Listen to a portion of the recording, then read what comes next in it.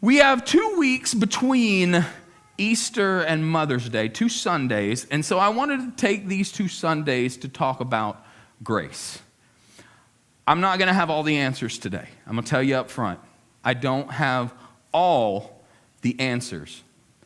But I think there's something that needs to be said about God's grace, that we need to go a little bit deeper than just the term grace, and we need to walk daily in that grace. You ever notice that words have a different meaning now than they used to? I mean, that happens. It's a natural progression of language, but especially with the coming of the internet age, some words have really changed what they meant. Some things mean something completely different. But like I said, specifically in the digital age, the internet changed a lot of these meanings. So, like the word troll. When I was a kid, a troll were those little dolls with the crazy hair and the jewel in their belly. But historically, a troll was a dwarf or a giant of Scandinavian folklore. Now, a troll is someone who's sowing discord on the internet by starting arguments. So, or this one, catfish. A catfish is what you would, catch at the bottom. It's a bottom-dwelling fish that has a dorsal fin with a spike on it that you really don't want to have put through your hand. But it's a fish that has these whiskers, tubular whisker type things on them. Could be saltwater or freshwater. Now, a catfish is a person who sets up a false online identity with the purpose of deceiving someone else. If you've ever heard the term being catfished, it doesn't have anything to do with putting a chicken liver on a hook and tossing it in the river. It's somebody set up an online identity to fool you into thinking they were somebody else. Or how about this? A cloud. A cloud is a mass of vapor particles suspended in the atmosphere. But in the digital age, a cloud is the on-demand availability of storage without direct active management by the user. Yes, I had to look that specifically up because I wanted to make sure. I know what the cloud is, but how do you put it into words? And here's another one, cell. A cell used to mean the room of confinement within a jail or a prison. Now cell, it refers to the mobile communication device. And the reason it's called that is because it was based on cellular technology, which isn't even the technology we use anymore, but we call it our cell phone. And the last one, literally used to refer to something that was actually happening. Now, literally is used to emphasize literally anything. And how many of y'all, it just gets on your nerves? People say literally, and then they follow it by something that's figurative, and you're just like, no, that's not what that word means. So some words through the years have changed, and in fact, the meanings can often be opposite of what they used to mean. So because things change so often in culture, I want to make sure that we have the right meaning of something as important as grace. Grace is often misused. The meaning is often changed, so it's important to know the truth. So there was a story about this guy. He was an atheist, and the atheist was out for a hike. And he was in the woods, and he's backpacking, and all of a sudden, he sees a grizzly bear. So this wasn't in Florida. This was somewhere up north. He sees a grizzly bear, and the grizzly bear begins to charge him. And you might have heard the old saying, there's no atheist in a foxhole. Well, now this atheist realizes his life is on the line, and he wants one last-ditch effort just to see, and so he begins to cry out to God, God, help me! And in that instant, time stands still. The bear is lunging at him, stops in midair. The wind stops blowing. The birds stop chirping. And the guy, realizing that something is going on, he begins to pray. And this voice from the heavens says, you've denied my existence for years. You've taught others that I don't exist, and you've credited my creation to a big cosmic accident. Why should I help you? The atheist says, you're right. It would be hypocritical for me to ask you to show mercy and grace on me in this moment. Maybe you could just make this bear a Christian. And as a true Christian, he would have mercy and grace. And so in that moment, The noise returns. The local or the close by stream begins to run again. The bear in midair falls to the ground, rolls and stands up in front of this atheist, looks down at him, kneels down and says, "Lord, thank you for this meal that I'm about to receive."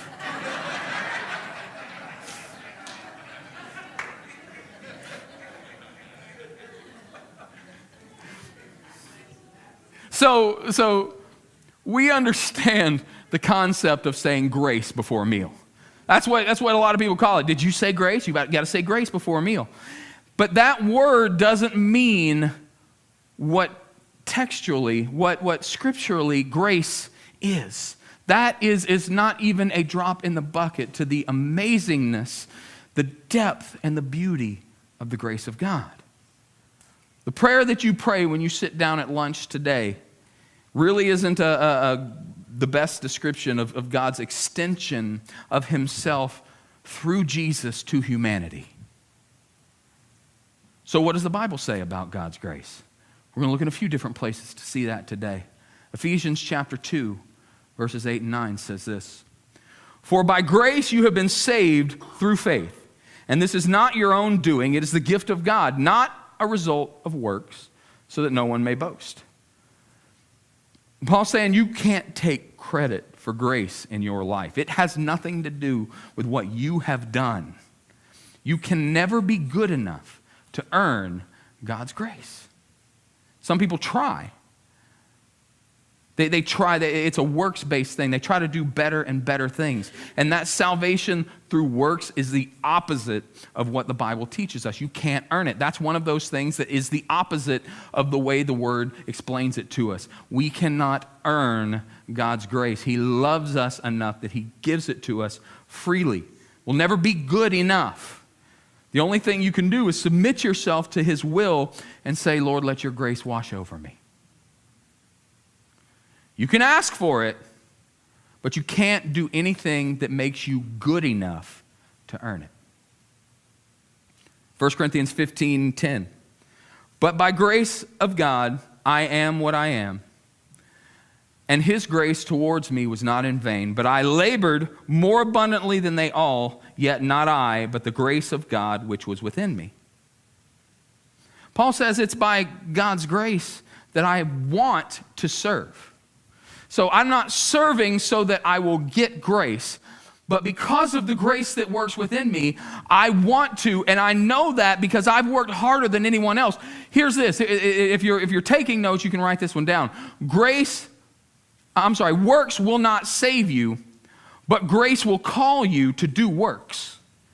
Works in and of themselves will not save. You can't be good enough. Well, I'm a good person. I'm going to heaven because I'm a good person. So many people in the world today identify as Christian because they're not something else. It's not that they have accepted the grace of Jesus. It's that they just don't identify anywhere else. Well, do you believe you're going to heaven or hell? Well, I believe I'm going to heaven. Why? They can't say because I am a sinner and I have surrendered my life to Christ and I've accepted the gift of his grace. It's because I'm a good person, because I do more good than I do bad. That is works-based. Those works will not save you.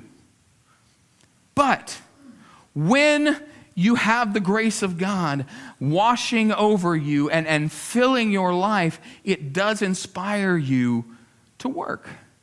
You want to do something to make a difference. Not because at that point, not because you're trying to earn that grace, but because it's done something inside you that makes you want to serve your brothers and sisters. The author of Hebrews says this in chapter 4, beginning in verse 15, "We do not have a high priest who cannot sympathize with our weakness." That I always get tripped over that one because of the double negative. We don't have a high priest who doesn't know what we're going through. "But was in all points tempted as we are, yet without sin. Let us therefore come boldly to the throne of grace, that we may obtain mercy and find grace to help in time of need." It's beautiful because the writer there is saying, look, it's not like there's someone who has no idea what's going on in your life. Jesus was tempted in every way that you were, yet he knew no sin. So we can come boldly, not timidly. And you know what? If it is timid, at least you're coming. But know that the Scripture says, come boldly to the throne of grace to obtain mercy and find grace to help in time of need. We have been given permission to approach the throne of God during our times of weakness in order to find grace. Again, that's asking for it. You can ask and receive it because we have a high priest who knows what it's like to be tempted. He knows what it's like. You can't say, well, Jesus was perfect. He never went through this. He was tempted in every way that we were. At the root of the temptation, he was tempted. So we have permission to come before God, come before the throne, and to say, here's what I'm struggling with, God. Here's what I need. Here's where I need you in my life. Not like he doesn't know already anyway. And I'm watching way too many believers go through life, and when temptation comes against them, instead of running to God, they take the position of Adam and Eve, and they run away in shame. They run because this temptation has come, and perhaps they have succumbed to temptation, and the shame enters in. Shame is associated with sin, so what they do is they run the other direction. We're going back to the Garden of Eden, hiding in our shame. But we don't have to live there, because we have a high priest who was tempted and knew no sin.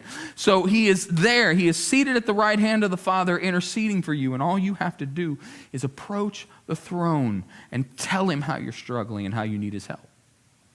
But you've got to do that. You actually have to approach the throne. You have to actually confess. You have to speak it. You have to say, I can't do this on my own. And what we get in return is we get grace upon grace. In fact, John 1:16, this is beautiful. This is kind of a cornerstone verse for this week and what we're going to talk about next week as well. And of his fullness we have all received, and grace upon grace. Grace upon grace. There's some that look at grace as a one-time event. I asked God into my heart, I received his grace, and that's it. And when you gave your heart to Jesus, at the moment of salvation, you received grace. But according to Scripture here, grace is poured out continually. Grace upon grace. Grace is extended over and over again. One commentary described this verse this way. It said, receiving grace upon grace is receiving God's fullness in successive communications and larger measures as each was able to take it in. Every time it's increasing, more and more grace applied to your life. I've talked before about when I was a kid and I would go play at the beach and go out and ride the waves. And the last time I used this analogy, it was talking about how the waves will move you down the beach. And when I came up, I didn't know where my parents were. That's not what this one's talking about, though. When I would get out there, I remember a specific time I was out riding waves, and a wave flipped me over in the water. And this could have scared me if I wasn't sure of what, how to behave in that environment. At the time, I lived near the beach. I went to the beach all the time. So I was disoriented. I knew, don't fight the current. In that moment, just quit fighting. Let the current take me wherever it was going to be. I had a deep enough breath that I was going to be okay as long as I didn't panic. And so what happened was I allowed the wave to continue to go over me, and once it calmed down, I was in water that was deep enough that I could touch the bottom and push up to get my head above water. And so that's what I did. I went up, and I caught a breath, and as soon as I caught another breath, the next wave came, and it smacked me right in the face. And what happened? I had to go underwater again, and I had to let the wave pass. Eventually, I got to where I could stand. It wasn't a rip current, thankfully. It didn't pull me out, but it pushed me to the shallower water where I could stand. And I had to just kind of shake it off and be like, whew, I'm okay. I'm okay. It was not a pleasant experience. My sinuses were filled with salt water. My ears and my eye, and I had sand everywhere. Everywhere.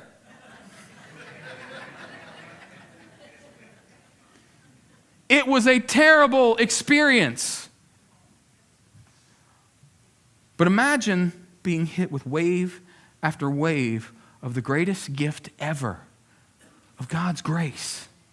You're trying to recover from the awesomeness. You experience this wave of grace come over you. It's an emotional experience, and you're realizing you don't deserve it, but God poured out his love for you through the death of his son. And because he came back to life on Resurrection Day, you have victory over death, hell, and the grave. You'll get to spend eternity with him in his presence, and that just washes over you, and it's this amazing feeling. And just when you think you begin to come to terms with it, you turn around, and boom, you're hit in the face with another wave of his grace. Except it's not like when I got hit in the face with a wave of salt water. It's the most amazing experience possible. But see, what happens is we ride that wave of grace, that first wave, all the way into the shore, and then we go tell everybody about how fun it was to do that, when we should be going right back out into the middle of it and saying, God, I want to be filled. I want you to dunk me under your grace. I want waves of it to continually wash over me and saturate my life. I don't want this experience ever to end. But that wave of grace, the closer to the shore you get, the less it gets. And we're talking about how fun it used to be. You don't have to talk about how fun it used to be. You can dive headfirst into it. You may have had a time when you experienced something good and you never wanted it to end. Just a few weeks ago, when my wife and I went on our 20th anniversary trip, I've told some of the stories about it. I talked about how 8,000 miles, we traveled just about 8,000 miles around the country. Well, in the first 36 hours, we left Orlando, went and spent a few hours in Los Angeles, then went and spent the rest of the evening in Seattle, and then the next day we woke up and we did a whole bunch more stuff in Seattle. We were 36 hours into the trip, and it seemed like I looked over at Lindsay. I said, yesterday morning we were in Florida. And it felt like we had been on this trip already a week. And we hadn't even gotten on the Amtrak train that was going to take us all the way across the northern part of the United States. And that was really the big part of the trip. And every level of the trip, it got better and better and better. And it was this great thing. I'm like, wow, we've got this today, and then we've got this tomorrow, and then we're going to see that after that, and then that after that. And it just kept getting great. But eventually that trip had to come to an end. His grace doesn't end. And that's one of the hardest things for people to understand, is that his grace is just never ending. It just washes over you, grace upon grace. Poor interpretation of Scripture leads people to two extremes when it comes to grace. They either try to earn it, they try the works base that I've talked about, or they treat grace as freedom to sin, to do whatever they want. Oh, I'm covered by grace, I can do whatever I want. And that leads to confusion. But God is not the author of confusion. And if either of those teachings begins to bring confusion to the body of Christ, it is not God leading you to it. At some point in time, we've got to realize that God's grace is bigger than you or I can understand. I told you I don't have all the answers. We won't have all the answers until we receive our glorified bodies and divine knowledge in heaven.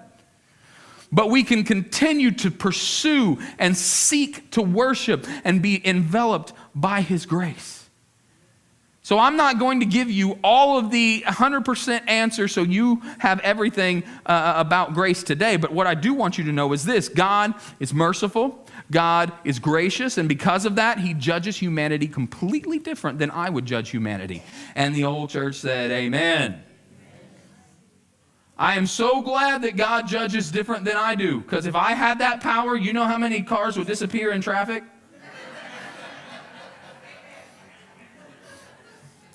I promise you, I wouldn't need a fast pass. I wouldn't wait for any line at Disney. I can't explain the fullness of God's grace, but I want you to know something else. I can't contain it either. I want his grace overflowing in my life, in your life, so much so that it overflows and gets on everybody else around us. So instead of trying to explain it with man-made theology at some point in time, we have to have the decision to just walk in that grace. Not a license to sin, not permission to do, it's covered under grace. I can do what I want because, I rode that wave that one time. When you begin to walk in that grace. It changes your life. There's another verse that gets used out of context a lot, but I want to take it and I want to isolate it. And I know there's risk in isolating things. Sometimes I'll do expository preaching where I will go verse by verse. In fact, most of the time that's what I try to do. But today I want to isolate this word grace. And I want to go to Zechariah chapter 4, verses 6 and 7. So he answered and said to me, "This is the word of the Lord to Zerubbabel, not by might, nor by power, but by my Spirit, says the Lord of hosts." Verse 7 begins, "Who are you, O great mountain?" So we're going to pause right there. We're going to pick up verse 7 again in just a second. But I want to look into this verse here. Zerubbabel, that's one of those names that's kind of a funny name, but I want to understand who he was for a moment here. Zerubbabel was a prophet, and his name means Prince of Restoration. That's what that name means. Zerubbabel, Prince of Restoration. And throughout the Old Testament, there are these foreshadows of Christ to come. And certain prophets, certain men, certain things, you can see a foreshadow of Jesus in these Old Testament characters. Zerubbabel is one of those foreshadows of Christ. In fact, there's some that believe, that have studied this, that believe that was a pre-incarnate Christ come to deal with certain situations. But Zerubbabel name means Prince of Restoration. And so then it goes on and says, verse 7, "Who are you, O great mountain?" Now the word mountain is used numerous times in the Old Testament, and very few times does that word actually mean a physical mountain, the rock formation mountain. Most times the word is used to describe a barrier or a great divide, something that is separating humanity from a destination. Verse 7, "Who are you, O great mountain? Before Zerubbabel you shall become plain, and he shall bring forth the capstone with shouts of grace, grace to it." Zechariah is telling the people, here you are. Over here is the Prince of Restoration. And there's this barrier between the two. And it is a mountain. It is something that looks completely uncrossable. I was reading a book recently over the past year. I've read it twice. It's called Canoeing the Mountains. It's a biblical or a scriptural look at the trek of Lewis and Clark. Lewis and Clark were explorers. They were sent by Thomas Jefferson after the Louisiana Purchase to explore what we would know as the Pacific Northwest, to go and discover. They were supposed to follow the Ohio River all the way until it meets the Columbia River, and then there would be a water path connecting the entire country. So these were river explorers. They went upstream, up the the Missouri River. They followed the Missouri River till it ended, and then they stood. It's documented that one of them stood with his foot on either side of a stream and made a comment that, "Now I'm standing here at the headwaters of the mighty Missouri River." And he looked ahead, and all he could see were the Rocky Mountains. There would be no water path from one end of the country to the other. The Continental Divide stood in their way. Mountains, massive mountains. So what did they have to do? They had to break down their canoes and become mountain climbers. These river explorers had to learn to adapt on the fly to become mountain climbers in order to complete what they had been commissioned to do. So spiritually speaking, in this what Zechariah is saying here is that in a similar situation, you're standing and your destination on the other side is there's something in between the two that is you cannot see beyond it. But the reality of it is, when we're talking in spiritual sense, there's no way that anything we can do can overcome that mountain. We cannot make up the difference between us and the Prince of Restoration. He's the one. Because the Prince of Restoration is on the other side of that mountain, because Jesus is there as the ultimate sacrifice, what happens is that mountain becomes level. That mountain becomes a plain. It is flattened. It will be level before Zerubbabel, the Prince of Restoration, this foreshadow of Jesus in our lives, there's something standing between you and your destination. And what's on the other side of that mountain is Jesus saying, I have already paid the price. All you've got to do is call on my name. All you've got to do is accept the gift of grace that I'm offering you here, and it will be flattened. And what does that text say? With shouts of grace. Grace to it. Grace that comes in waves and crashes down and flattens the mountains. Say grace this morning. Grace. On one side of the mountain, there we are. The other side of the mountain is the Prince of Restoration. And because of grace, that barrier is leveled. But we try to remove it on our own, or we try to climb it on our own. We try to get past these barriers. Sin is what separates us from God. But it's not by might. It's not by power. It's by the Spirit of God. You cannot do it on your own. Not by your might, not by your power, but by the Spirit of God is how those mountains are leveled. They melt in the presence of the Prince of Restoration.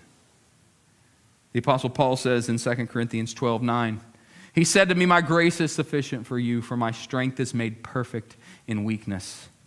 Therefore, most gladly I would rather boast in my infirmities, that the power of Christ may rest upon me. Look, Paul had his struggles. He freely admitted times that he prayed, God, take this away from me. But God told him, look, I have given you more than you deserve. And Paul, the Pharisee of Pharisees, the educated, the one who knew everything and still pursued Christians in order to persecute them, he came to a place where he said, God's grace is enough. He told me. I've asked for this to be removed, and it wasn't. He told me that my grace, that his grace was enough. God's grace was enough.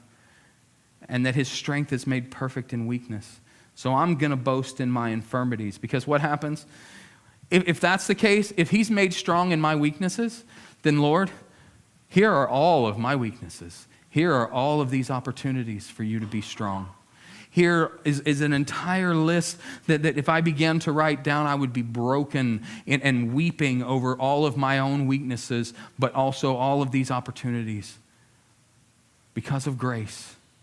Because the grace was enough that God would be made strong. His promise is that his grace becomes stronger in our weaknesses. If that's true, then why do we run the other direction? If that's true, then why do you do the Adam and Eve thing and you go and hide in your shame? If you're feeling temptation or failure in your life, don't run away. Run towards. Run towards him. Oh, you may only see the mountain, but you run towards the mountain calling on his name, and the mountain will be made plain. Romans 6:14, for sin shall not have dominion over you, for you are not under law, but under grace. Grace has the ability to conquer sin. It's not a license to keep sinning. It's not permission that, well, you have my grace so you can do what you want. No. We've been given grace in our lives. And that means also, I hinted to it a minute ago, that we should extend grace to others. You can think of any number of situations where grace needs to be extended to others. Somebody, cutting you off in traffic, somebody, that person at work that just for whatever reason, they get on your last nerve. You extend grace to them. Oh, but I really don't want to. No, I don't want to either, but we extend grace to them. The older I get, the more I realize I'm not just walking in grace for myself. I'm walking in it so that I can extend it to others. I'm learning to extend grace. There's some that may view that as weakness. Well, I understand grace and everything. Do you really? Because if you do, you wouldn't say that. But, I get the whole concept that you're saying, Pastor, but if that person wronged me, you've talked about this with forgiveness before. If that person wronged me, I'm not letting them back into my life. You ever had somebody say something about you that just isn't true? Extend grace. I'm not saying, in fact, I will say that it is irresponsible to give them that sort of access again. But we extend grace. And it's difficult, and it may seem like weakness, but on the contrary, it's strength, because it's not my strength, it's my weakness. And through my weakness, his strength is made perfect. Grace is not about God looking at you and him backing down from your sin. That's a weak God. God does not back down from sin. God is not intimidated by sin. I used to think, and I even had said that, evil and sin and can't be in God's presence. But when I look and I see the story of Job, the devil was in God's presence when he said, "Consider my servant Job." God is not intimidated by anything. Grace covers our sin. Not only does it cover our sin, but it gives you the strength to walk in victory over that sin. As you begin to walk where that mountain used to be, you look down and you see what's under your feet. You look down and you see that thing that stood between you and your destination. The Prince of Restoration has made it plain. Walk in grace. It's easy to fall in grace. It's easy to, when you sin, to be convicted and then to realize something happened. And so you go to God and you're like, I need forgiveness. That's the easy part. But we need to get to the point where we are so mature as Christians that we don't wait until temptation comes. We don't wait until we've tripped and fallen to call on the Lord for his grace, but we walk in it every single day. Every morning we wake up and the next wave hits us in the face. Every time you get in your car to drive somewhere, you're driving through the waves of grace after grace after grace, just crashing over top of you. And when you walk in grace, you walk in the strength to overcome sin, not by your own strength, not by your own power, not by your own might, but by the Spirit of God.